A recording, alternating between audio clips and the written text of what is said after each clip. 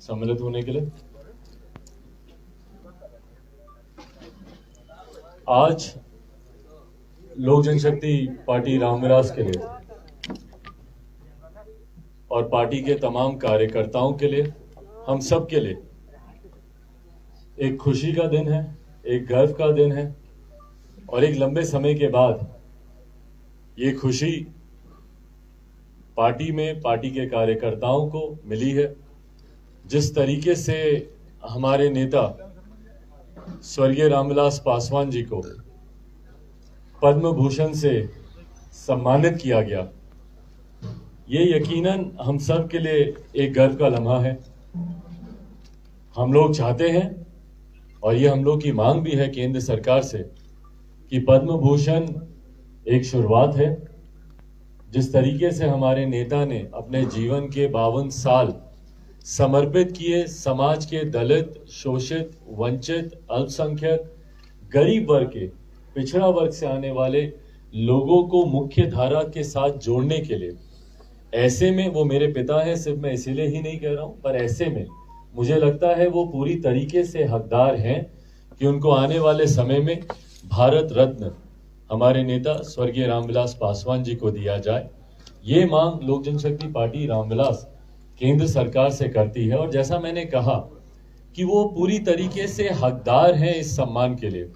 मैं सुपुत्र हूं, कई बार इस बात को कहा जा सकता है कि मैं व्यक्तिगत भावनाओं में बहकर शायद इन बातों को मैं कह रहा हूं, पर हकीकत है कि जिस व्यक्ति ने 5 दशक से ज्यादा अपना जीवन समर्पित किया समाज के वंचित गरीब वर्ग के लोगों के लिए, समाज में विकास के लिए, जिस व्यक्ति ने 6 प्रधानमंत्री के साथ कार्य किया, जिस विभाग की जिम्मेदारी उनको मिली उस विभाग को उन्होंने आगे बढ़ाने का, समाज के गरीब वर्ग के लोगों के साथ उसको जोड़ने का उन्होंने काम किया। आज जिस टेक्नोलॉजी को हम सब बखूबी इस्तेमाल कर रहे हैं और आप सबके हाथों में भी मुझे दिख रहा है मोबाइल कैमरा, जब हमारे नेता दूरसंचार मंत्री थे, मुझे याद है उस वक्त उनका एक बयान भी आया था जिसकी विपक्ष ने काफी आलोचना की थी। उस वक्त उन्होंने कहा था कि मैं चाहता हूं कि एक दिन ऐसा आए जब हर गरीब व्यक्ति के हाथ में, हर रिक्शा वाला, ठेला वाला के हाथ में मोबाइल फोन हो। मैं चाहता हूं कि बैगन के भाव ये मोबाइल फोन बिके। उस वक्त उनकी खूब आलोचना की गई थी क्योंकि वो दौर ऐसा था जब आप इनकमिंग कॉल भी करते थे तो उस वक्त भी 30 रुपया 32 रुपया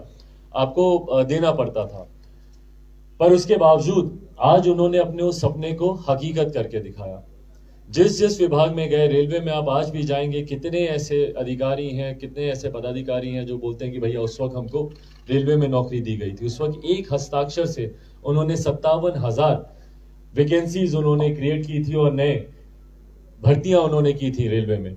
जिस विभाग में गए और तो और अंत तक मतलब अपनी अंतिम सांस तक हम लोग, मैं उनका पुत्र हूं, इस नाते मैं बखूबी इस बात को मैं जानता हूं कि आखिर में जब उनकी तबीयत खराब थी, स्वास्थ्य खराब था, हम लोग चाहते थे कि वो अस्पताल जाएं, पर अपनी जिम्मेदारियों को निभाने के लिए उन्होंने अपने स्वास्थ्य के साथ भी उन्होंने समझौता किया।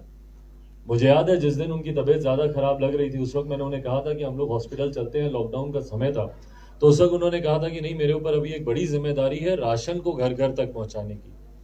आप उस वक्त की अगर आप उनके ट्विटर देखें, उस वक्त आप देखेंगे, मैं 2020 की मैं बात कर रहा हूँ और लगभग जून जुलाई अगस्त के महीने की मैं बात कर रहा हूँ, और वही समय था जब उनकी तबीयत खराब हुई और अगस्त में हम लोगों ने उनको हॉस्पिटल में एडमिट करवाया।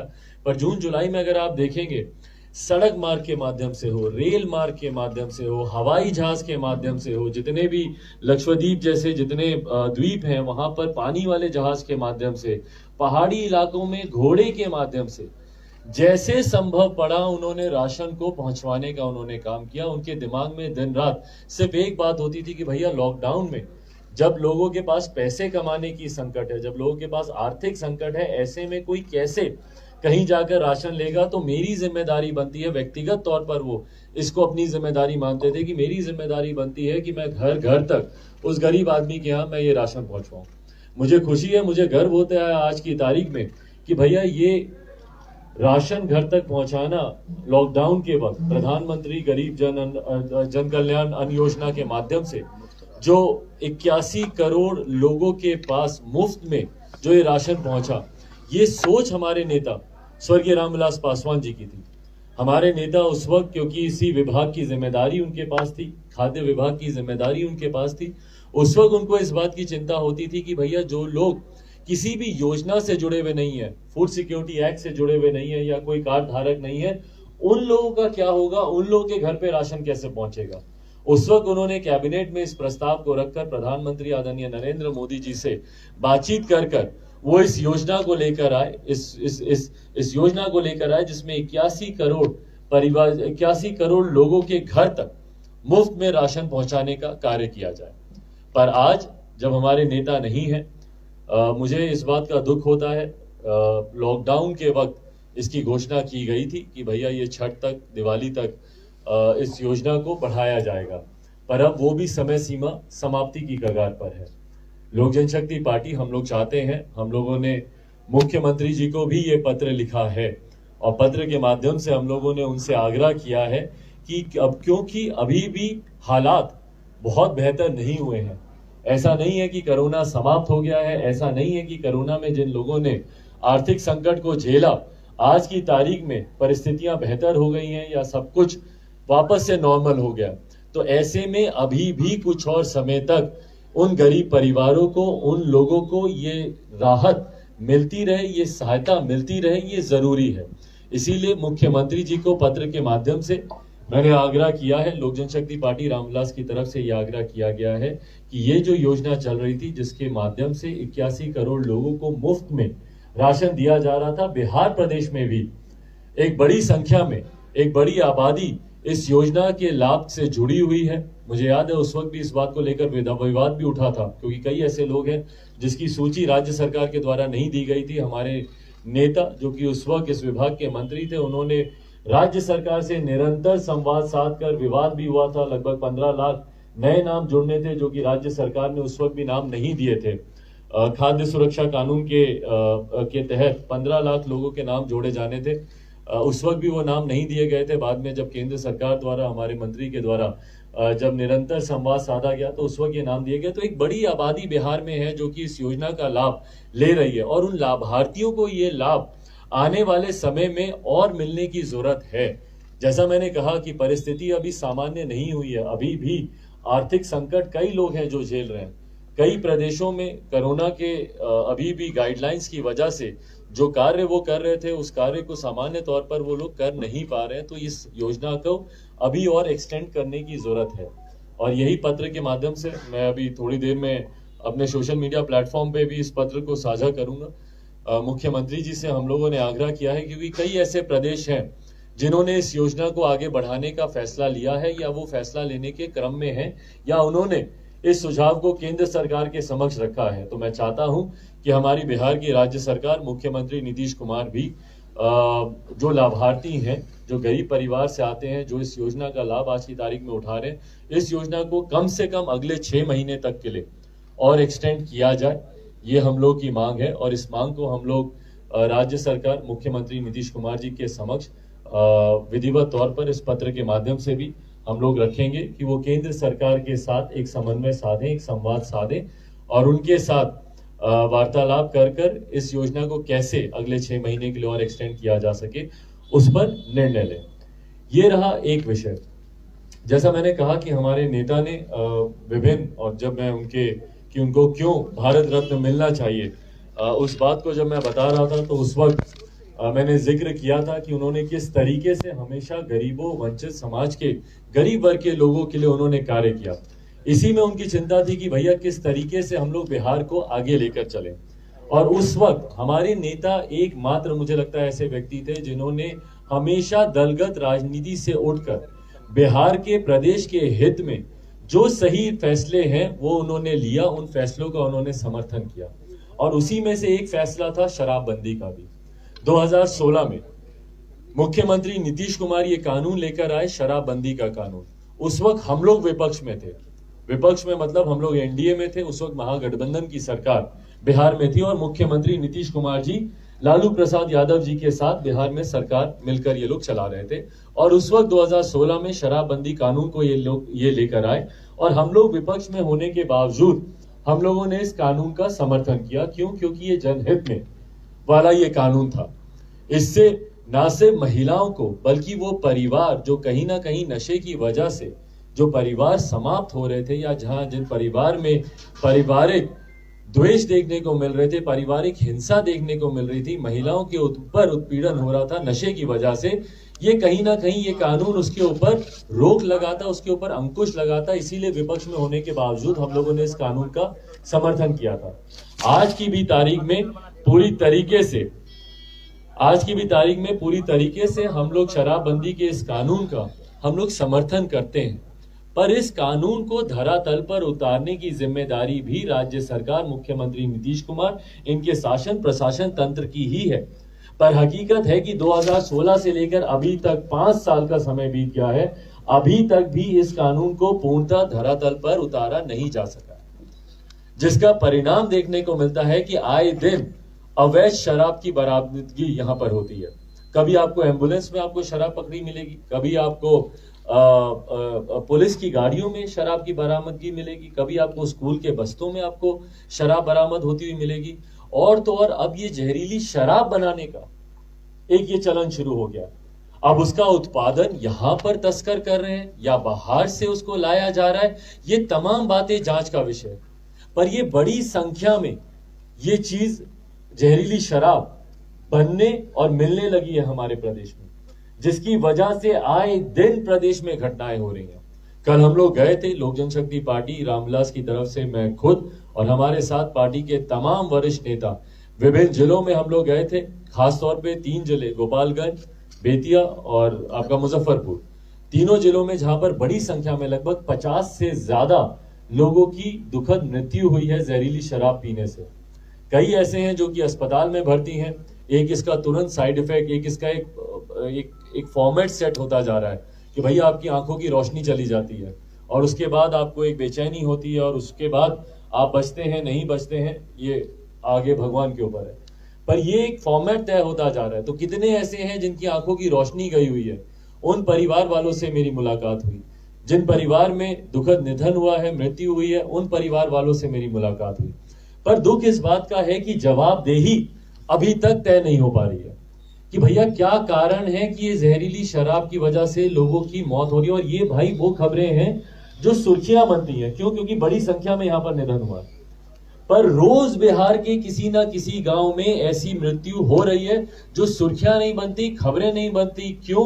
क्योंकि एक व्यक्ति का निधन हुआ या 2 व्यक्ति का निधन हुआ, वो मीडिया में उस तरीके से उठता नहीं है। पर आए दिन इस तरीके का निधन हो रहा है, इस तरीके की मृत्यु हो रही है। ये जिम्मेदारी, जवाबदेही तय करने का समय। मुझे दुख होता है जब प्रदेश के मुख्यमंत्री नीतीश कुमार छूटते ही इसके ऊपर बोल देते हैं कि भैया जो पीने वाला है वो दोषी है। आप एक्शन के रिएक्शन के ऊपर कार्रवाई की आप बात कर रहे हैं। भैया मुख्यमंत्री हैं आप इंजीनियर हैं, पढ़े लिखे हैं, आप अपने आप को आप इंजीनियर कहते हैं, आप बोलते हैं कि आप पढ़े लिखे हैं, तो आप समझिए कि जब एक्शन नहीं होगा तो रिएक्शन कहां से आएगा।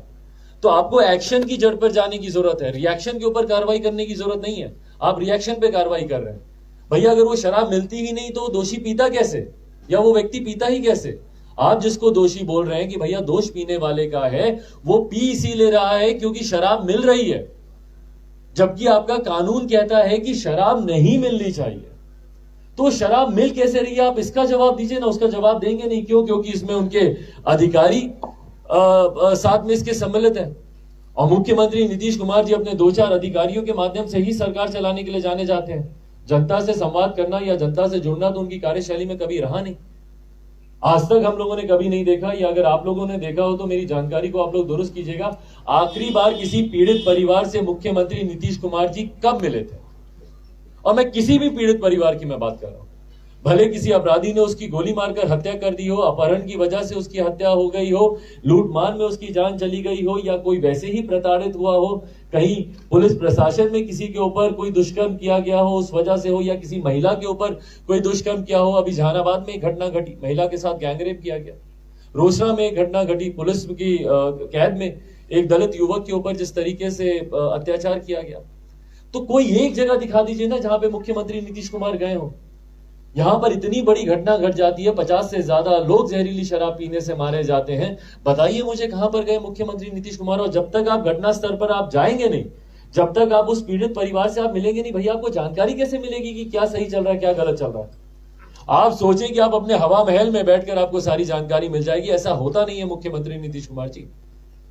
आपके हवा महल में सारी सही खबरें आपको नहीं मिलेंगी। सारी खबरें छन कर जो आप सुनना चाहते हैं वही अधिकारी आपको वहां पर सुनाते हैं। अधिकारी आपको बोलते हैं कि ये गरीब लोग जो बिहारी हैं ये दोषी हैं, और आप तुरंत अपनी प्रदेश की जनता के ऊपर आप आरोप लगा देते कि भैया दोषी ये हैं। दोषी वो लोग हैं जो तस्करी कर रहे हैं, दोषी वो लोग हैं जो अवैध शराब को बॉर्डर के माध्यम से लेकर आ रहे हैं प्रदेश में, दोषी वो लोग हैं जो जहरीली शराब का निर्माण प्रदेश में कर रहे हैं, और आपकी नाक के नीचे ये सब हो रहा है, आपके शासन प्रशासन तंत्र के सामने ये सब हो रहा है। भाई अगर एक आम बिहारी इस बात को जानता है, भाई आप कैमरा लगा दीजिए, कहीं पे भी जाइए आप पब्लिक प्लेस पे, और आप कैमरा लगा दीजिए और आप पूछिए जनता से कि क्या खुलेआम शराब मिलती है कि नहीं मिलती है। एक स्वर में सब बोलेंगे कि भैया मिलना तो एक तरफ है, होम डिलीवरी होती है शराब की। एक स्वर में सब व्यक्ति ये बात बोलेंगे। एक आम बिहारी अगर इस बात को जानता है कि बिहार में शराब खुलेआम मिलती है, तो क्या मुख्यमंत्री नीतीश कुमार इस बात को नहीं जानते? क्या क्यों नहीं जानते? भाई आप मुख्यमंत्री होने के साथ साथ आप हमारे प्रदेश के गृह मंत्री भी हैं। आपके शासन प्रशासन तंत्र की नाक के नीचे ये सारे काम हो रहे हैं। संभव नहीं है कि उनकी जानकारी में ये सब नहीं हो। अब या तो उनका संरक्षण प्राप्त है, आपका संरक्षण उन लोगों को प्राप्त है, और मैं इस बात को डंके की चोट पे मैं कह रहा हूं। आप इसको सीधा आरोप समझे मुख्यमंत्री नीतीश कुमार पर, तो सीधा आरोप है मेरी तरफ से ये। भैया 5 साल हो गए, 5 साल में आए दिन जहरीली शराब से लोगों की मौत हो रही है, आए दिन अवैध शराब यहां पर पकड़ी जा रही है, और मुख्यमंत्री नीतीश कुमार बोलते हैं, अपने कानून की वाहवाही करते हैं कि भैया हमने शराबबंदी कर रखी है, हमने शराबबंदी कर रखी है। आज जब आपके सहयोगी जब आपके ऊपर दबाव डालने पर आए, उनको भी बोलना पड़ा ना, भाजपा के लोगों को भी, कि भैया इसकी समीक्षा होनी चाहिए। तो अब आप कह रहे हैं कि भैया छठ के बाद हम समीक्षा करेंगे। कहां करेंगे? एक अनन्य मार्ग पर, बंद कमरे में, अपने हवा महल में बैठकर समीक्षा करेंगे। ऐसे समीक्षा होती है क्या? आपके अधिकारी आपको बता देंगे कि नहीं ये बिहारी दोषी था, ये बिहारी दोषी था, आप तुरंत 4 जो बिहारी जीवित बचे हैं उनको आप पकड़कर आप जेल में डाल देंगे क्योंकि ये लोग दोषी हैं। आप उल्टा बिहारियों के ऊपर, अपनी प्रदेश की जनता के ऊपर आप कार्रवाई कर रहे हैं, बल्कि जो अधिकारी दोषी हैं उनके ऊपर आपको कार्रवाई करनी चाहिए। इसकी हद आप देख लीजिए। कल जब मैं गोपालगंज गया, वहां की तस्वीरें, जो मीडिया के साथी मेरे साथ थे उन लोगों ने जरूर इन तस्वीरों को कैद किया होगा। जो पीड़ित परिवार है जिसके यहाँ मृत्यु हुई है, उनकी बेवा को, उनकी विधवा को, उन महिलाओं को, घर की बूढ़ी औरतों को बच्चों के साथ घर से बाहर निकाल के उस घर को सील करके रखा हुआ है। घर पे ताला लगाकर घर को सील करके रखा हुआ है। ठंड का मौसम है, ऐसे में वो घर की महिलाएं, बूढ़ी बुजुर्ग, वो घर के बाहर रात गुजारने को मजबूर है अपने छोटे छोटे बच्चों के साथ। आप जाइएगा भाई, मुख्यमंत्री ये दृश्य देखेंगे तब उनका हृदय पिघलेगा। अगर वो इंसान होंगे तो, अगर उनमें थोड़ी सी भी मानवता होगी, भाई कोई आम मानव के लिए संभव नहीं है उस दृश्य को देखकर आप विचलित ना हो, आप पिघले नहीं। कल मैं उन दृश्यों को देखकर आया हूं। छोटे छोटे बच्चे हैं भैया, 6 महीने के, साल भर के, 2 साल के, 3 साल के बच्चे, जिनके पिता का निधन हो गया। इस जहरीली शराब में अगर आप देखेंगे तो अधिकांश, एक आयु भी अगर आप देखेंगे तो मैक्सिमम एज ग्रुप ये 25 से लेकर 50-55 के बीच का ही है, और छोटे छोटे बच्चे हैं, उनके महिलाएं हैं, बुजुर्ग हैं, माता पिता हैं, उनको आपने घर से बाहर निकाल दिया। क्यों? क्योंकि इसके घर से शराब मिली। तो भैया अगर आपका कानून इतना ही सख्त है कि किसी घर से शराब मिली उस घर को आप लॉक कर दें, तो सबसे पहले तो एक अनन्य मार्ग लॉक होना चाहिए कि बिहार में शराब कैसे मिल रही है। आपके घर को क्यों नहीं सील कर देना चाहिए? भाई प्रदेश के मुखिया होने के नाते आपका घर भी सील होना चाहिए। क्यों? क्योंकि आपके इस कानून के रहते हुए प्रदेश में कैसे शराब मिल रही है भैया? एक आम गरीब के ऊपर कार्रवाई करना बहुत आसान होता है, पर अपने ऊपर जब कार्रवाई की बात आएगी तो आप लाख तरीके के आपके पास विकल्प निकल आएंगे मुख्यमंत्री नीतीश कुमार जी अपना पल्ला झाड़ने के लिए। क्यों नहीं आप किसी अधिकारी के ऊपर आप कार्रवाई करते? आप 10 अधिकारियों के ऊपर कार्रवाई कीजिए, तुरंत देखिए किस तरीके से अगले दिन से इन तमाम चीजों पर रोकथाम शुरू होती है। पर मैं बोल रहा हूं, जो बात मैंने कहा कि भैया मैं आरोप लगा रहा हूं, सीधा आरोप, कि मुख्यमंत्री नीतीश कुमार जी का संरक्षण प्राप्त है इन तस्करों को, शराब, जहरीली शराब बनाने वालों को, अवैध शराब को यहां पर लाने वालों को, इनका संरक्षण प्राप्त है। पैरेलल इकोनॉमी इन्होंने बिहार में खड़ी कर दी है शराबबंदी के नाम पर, और आज ये बोलते हैं कि भैया हम समीक्षा करेंगे, और समीक्षा के बाद क्या होगा? कुछ नहीं, बंद कमरे में रिपोर्ट तैयार करेंगे और जो जितने लोग बचे हैं उन सबको गिरफ्तार करके जेल में डालेंगे ये लोग और उनको प्रताड़ित करेंगे। कितने लोगों को इस कानून के तहत आप जेल में आप डाल रहे हैं, निर्दोष लोगों को, जबकि हकीकत है कि आपको जाना चाहिए। मैं मांग करता हूं मुख्यमंत्री नीतीश कुमार जी से कि भैया इस समीक्षा से पहले जाइए, मिलिए पीड़ित परिवारों से और उनकी सहायता कीजिए। भाई वो भी बिहारी हैं, वो लोग कोई आतंकी नहीं है, वो लोग कोई आपकी तरह, आप जिस तरीके से सात निश्चय में आप लोग भ्रष्टाचार करते हैं, वो लोग वो नहीं है। वो लोग कोई मजदूर है भैया, कोई गरीब परिवार से है, कोई शिक्षक है, कोई मजदूरी कर रहा है, इस परिवार से आने वाले लोग हैं। और आप उनके ऊपर उनकी मदद करना तो दूर, आज आप उनको उल्टा प्रताड़ित कर रहे हैं। तभी लिखित रूप में भी ये एक और पत्र है जो मैं साझा करूंगा थोड़ी देर में अपने सोशल मीडिया प्लेटफॉर्म पे, जिसमें हम लोगों ने मांग की है लोक जनशक्ति पार्टी रामविलास की तरफ से कि पीड़ित परिवार को 25 लाख रुपए का मुआवजा दिया जाना चाहिए और साथ में परिवार के किसी एक सदस्य को सरकारी नौकरी दी जानी चाहिए। और वो इसलिए क्यों मैं इस बात को कह रहा हूं, क्योंकि परिवार का एक कमाऊ सदस्य गया भैया, वो परिवार सड़क पर है। हम लोग की अपनी व्यक्तिगत सीमाएं हैं। कल मैं जहां पे भी गया, एक परिवार था क्या कहते हैं यहाँ पे बेतिया में एक परिवार था जहां पे 2 बच्चों की शादी होनी थी और अभी होनी थी शादी। एक ऐसा ही परिवार मुझे मुजफ्फरपुर में भी मिला। इन तीनों बच्चियों की शादी की जिम्मेदारी मैं लेकर आया हूँ, उन तीनों की शादी मैं करवाऊंगा, जो खर्चा होगा वो मैं करूंगा। पर भाई मेरी भी सीमाएं हैं। जो बच्चे वहां पर मुझे दिखे, किसी का सरकारी स्कूल में एडमिशन करवाना है, ये करवाना है, वो सब मैं करवा सकता हूं या मैं करवाने का प्रयास करूंगा, पर मेरी अपनी सीमाएं हैं। यहाँ पर व्यापक तौर पर जिम्मेदारी लेने की जरूरत है, जो सिर्फ सरकार ही ले सकती है, जो सिर्फ मुख्यमंत्री नीतीश कुमार ही ले सकते हैं। इसीलिए हम लोग आग्रह करते हैं भाई, छोटे छोटे उन 4 साल 5 साल 3 साल के बच्चों का क्या कसूर है भैया? क्या आप उनको बनने के लिए आप ठंड में आप बाहर छोड़ दें उनके घर पे ताला लगाकर? उनका क्या कसूर है भाई? उनकी जिम्मेदारी तो आप कम से कम लीजिए ना। यही तो बिहार का भविष्य है। इनको आप ऐसे आधार में छोड़ देंगे, कल को किस मानसिकता के साथ ये बड़े होंगे और क्या सोच रखेंगे अपने प्रदेश और प्रदेश के नेताओं के बारे में?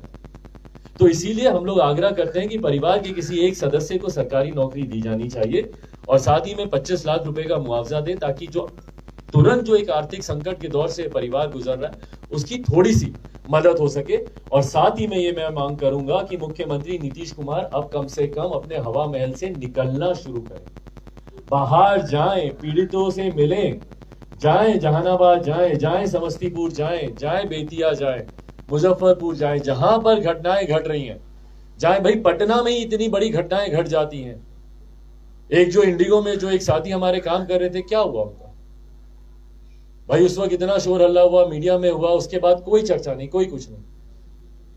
ऐसी घटनाएं घट जाती हैं। मुख्यमंत्री नीतीश कुमार 2 दिन 4 दिन जब ये सुर्खियां चलती हैं, हाँ हम जांच करेंगे, उसके बाद तमाम चीजों के ऊपर लीतापोती हो जाती है। और इसीलिए बिहार में अपराधियों का मनोबल इतना बढ़ता है। बिहार प्रदेश में, ये मेरी नहीं, ये सरकार की रिपोर्ट है, कन्विक्शन रेट आप देख लीजिएगा महज 7% है, जबकि भारत के दूसरे राज्य केरला जैसे राज्यों में तो 89-90% है। 89-90% का मतलब ये हुआ कि अगर 100 अपराध हुए तो उसमें से 90 लोगों को आपने दोषियों को आपने चिन्हित किया और उसके ऊपर कार्रवाई हुई। बिहार में महज 7% है। मतलब अगर 100 अपराध हुए तो महज 7 लोगों को उसमें सजा मिलेगी तो मिलेगी, वो भी भगवान जाने। इसीलिए अपराधियों का मनोबल इतना बढ़ा हुआ है। आए दिन यहाँ पर हत्याएं हो रही है, अपहरण हो रहा है, लूटमार हो रहा है। तो मुख्यमंत्री जी, क्योंकि आप प्रदेश के हमारे गृह मंत्री भी हैं, अपने हवा महल से बाहर निकलिए, जनता के बीच जाइए। यही अगर चुनाव होता तो भैया पूरा मंत्रिमंडल इनका कैंप कर रहा होता। अभी मुजफ्फरपुर में, बेतिया में, गोपालगंज में पूरा मंत्रिमंडल इनका कैंप कर रहा होता अगर चुनाव होता। पर क्योंकि चुनाव नहीं है तो ना मुख्यमंत्री जी ने जाना जरूरी समझा, ना इनके मंत्रिमंडल के किसी साथी ने जाना जरूरी समझा। क्यों? क्योंकि चुनाव नहीं है, अभी इनको वोट की अभी जरूरत नहीं है। पर अगर यही वोट होता तो पूरी सरकार का कोई एक नुमाइंदा मुझे बताइए जो वहां पे गया। लोग वहां पर इंतजार कर रहे हैं कि भैया कोई मंत्री आ जाए, मुख्यमंत्री नहीं तो किसी को भेज दें। कोई नहीं गया वहां पे सरकार की तरफ से, और सरकारी मदद तो पहुंचना दूर की बात है।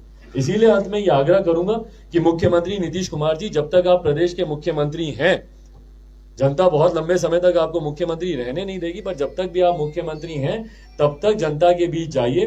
कम से कम ये राशन को 6 महीने तक के लिए बढ़वाने का आप प्रयास करें, कार्य करें और सुनिश्चित करें कि गरीबों को 6 महीने तक और ये राशन मिले, जो लाभार्थी हैं उनको ये मिले।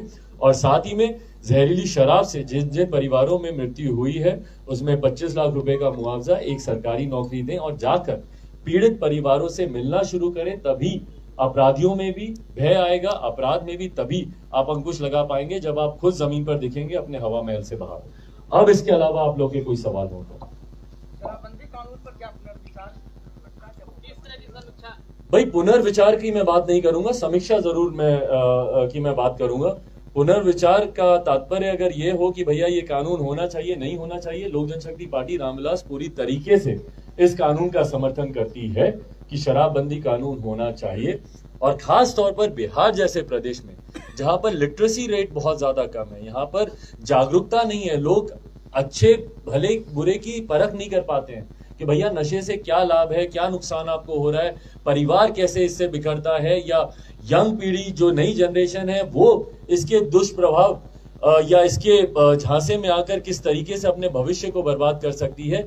इन तमाम कारणों से जरूरी है कि सख्ती से, कहने के लिए नहीं, कागजों पर नहीं, सख्ती से शराबबंदी कानून लागू हो, इस बात के हम लोग पक्षधर हैं। और जो ये समीक्षा की बात कर रहे हैं कि भैया ये धरातल पर उतरा कि नहीं उतरा, ये एक बंद कमरे में रहकर समीक्षा नहीं होगी, मुख्यमंत्री ऑन ग्राउंड जाकर इसकी समीक्षा करें।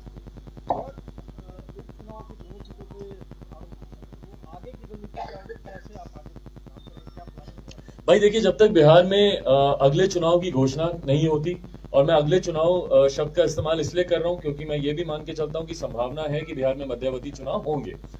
उसका भी अगर आप कारण चाहेंगे तो मैं आपको उसका भी कारण बता दूंगा कि क्यों मध्यावधि चुनाव होंगे।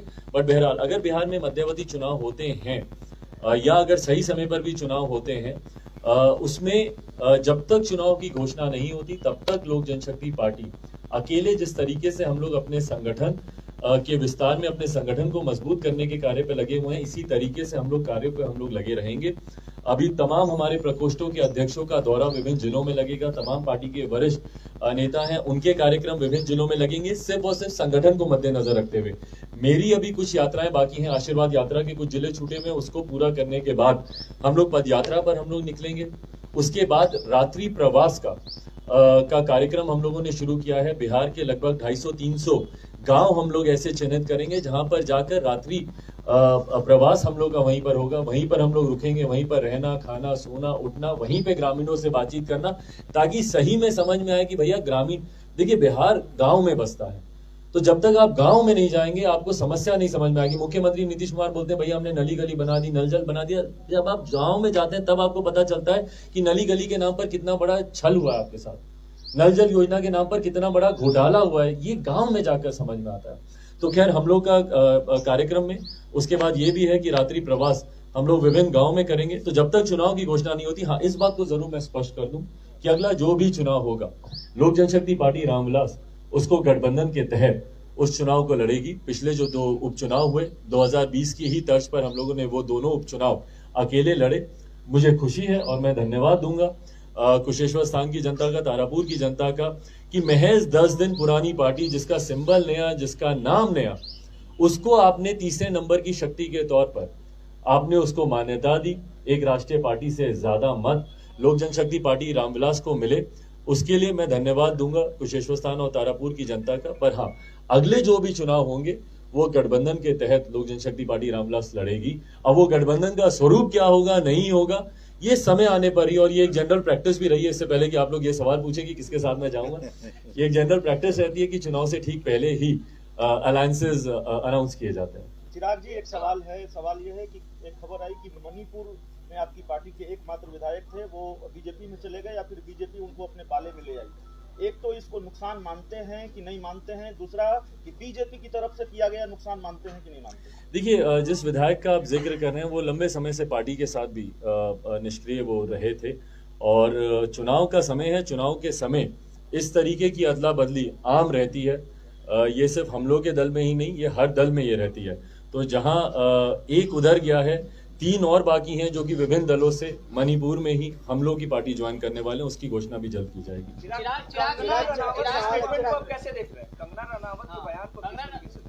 इससे ज्यादा शर्मनाक और कोई बयान हो नहीं सकता। आजादी भीख में मिली, मतलब आपकी जहन में भी ये सोच कैसे आती है?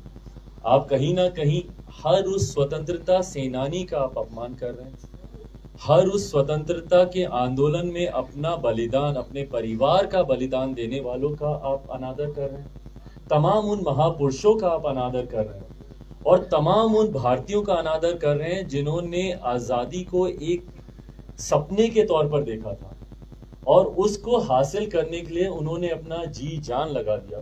भले वो सत्याग्रह के माध्यम से गांधी जी हो या सुभाष चंद्र बोस हो या भगत सिंह हो या सरदार पटेल हो या जितने भी हो, जिन लोगों ने भी आजादी के लिए अपना बलिदान दिया, महापुरुषों से लेकर, ये तो वो बड़े नाम हैं जो कि इतिहास में दर्ज हैं, पर अनगिनत ऐसे नाम हैं जो कि इतिहास में शायद उनके नाम भी दर्ज नहीं होंगे, पर उसके बावजूद उन्होंने आजादी के लिए अपना बलिदान दिया।